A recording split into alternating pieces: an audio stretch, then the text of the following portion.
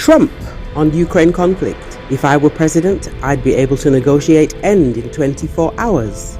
Former US President Donald Trump said he would be able to negotiate a peaceful solution to the conflict in Ukraine within 24 hours if he were president. Even now, if US president, I would be able to negotiate an end to this horrible war within 24 hours, Trump wrote on his Truth Social. Commenting on the Biden administration's approach to the conflict in Ukraine, Trump earlier called for negotiating a peaceful end to it instead of sending millions of dollars worth of assistance to Kiev. Trump also warned that we will end up in World War III because of US actions. Trump loyalist and Republican Congressman Troy Nehls of Texas also touted the prospect of the former president easily solving the conflict earlier. Nehls suggested that the war would end if Biden asked Trump to call Russian President Vladimir Putin.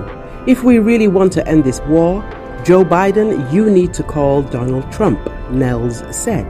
Donald Trump will call Vladimir Putin and end this war. We must stop this war and Donald Trump can do it. Although Trump and some of his allies have argued that the conflict would easily end under the former president's leadership, neither Ukraine nor Russia appear willing to negotiate.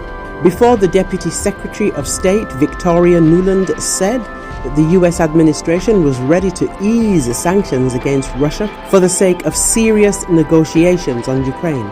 Nuland emphasized that she would support the easing of sanctions if Russia returned territory to Kiev.